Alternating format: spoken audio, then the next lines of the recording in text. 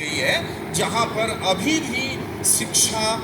या शैक्षणिक संस्थान लोगों की पहुंच से दूर है। तो ऐसे जैसे थोड़े दिन पहले स्पेशल इकोनॉमिक जोन की स्थापना की गई थी जहां पर कि उद्योगों की व्यवस्था की जाए, तो उसी प्रकार से विशेष शैक्षिक क्षेत्रों का निर्धारण किए जाने की संस्तुति की गई है। समावेशी शिक्षा पर बल दिया जाने की बात कही गई है राष्ट्रीय शिक्षा नीति 2020 में। यही बात आप यथावत सार्जेंट कमेटी की उस रिपोर्ट में पाएंगे कि समावेशी शिक्षा दी जाए। आप अगर जो विशिष्ट आवश्यकता वाले बच्चे हैं तो उनके लिए आप अलग से प्रावधान न करके जो सामान्य विद्यालयी व्यवस्था है उसमें उन बच्चों की शिक्षा कैसे हो, इसके लिए विशेष उपक्रम किए जाएं।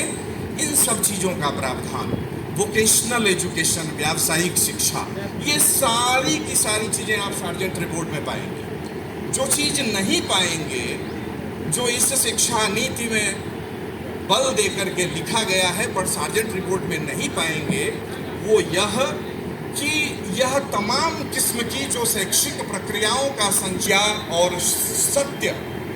इन तीनों के अन्वेषण पर आधारित जो भारतीय ज्ञान परंपरा है, उन मूल्यों को आत्मसात करवा पाने में सक्षम शैक्षिक व्यवस्था हो, वह चीज उस समय के सार्जेंट रिपोर्ट में आप नहीं पाएंगे। परंतु ये सब जो प्रावधान है समावेशी शिक्षा का, प्री प्राइमरी एजुकेशन का, अर्ली चाइल्डहुड केयर एजुकेशन पर आप लोगों की भूमिका ज़्यादा महत्वपूर्ण हो जाती है, क्योंकि अब जब हम बात करेंगे कि शैक्षिक संस्थानों की या खास करके अध्यापक शिक्षा संस्थानों की क्या भूमिका होगी, तो अगर आपने उस रिपोर्ट को पढ़ा हो जो राष्ट्रीय शिक्षा नीति का दस्तावेज है, तो उसमें आप पाएंगे कि शिक्षा नीति के क्रियान्वयन के लिए शिक्षकों के बल पर सर्वाधिक जिम्मेदारी दी गई। मैं जिस सार्जेंट कमेटी के रिपोर्ट की बात कर रहा हूं, उसके प्रथम पृष्ठ पर यह उल्लिखित है कि upon the education of people of a country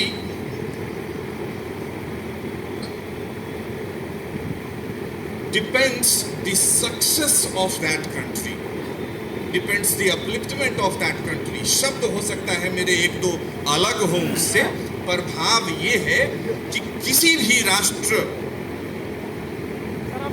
में जो व्यक्ति है, जो नागरिक हैं, उनकी शिक्षा पर ही उस राष्ट्र की तरक्की प्रगति निर्भर करती है। राष्ट्रीय शिक्षा नीति, राष्ट्रीय एजुकेशन कमीशन 66 की प्रस्तावना में यह बात शिक्षकों पर अधिक बल देते हुए कही गई जब लिखा गया कि the destiny of a nation is shaped in its classroom, यानी कि जिन कक्षाओं में हमारे विद्यार्थी पढ़ रहे होते हैं, उन कक्षाओं में ही उस राष्ट्र के भविष्य की निर्मिति हो रही होती है। ये बहुत ही महत्वपूर्ण बात है, क्योंकि उन कक्षाओं के संचालन की जिम्मेदारी शिक्षकों की है और उन शिक्षकों की निर्मिति की जिम्मेदारी आप सबकी है, संकाय सदस्यों की। और जो हमारे छात्रगण बैठे हैं वो शिल्पकार हैं जिनके ऊपर इस देश के भविष्य की निर्मिति की जिम्मेदारी है। तो अब जब एक राष्ट्रीय शिक्षा नीति 2020 का दस्तावेज हमारे पास में है, तो यह हम सबका दायित्व बन जाता है कि हम सब उसके एक एक शब्द को ध्यान से पढ़ें और देखें कि हम किस रूप में अपनी भूमिका का निर्वहन कर सकते हैं।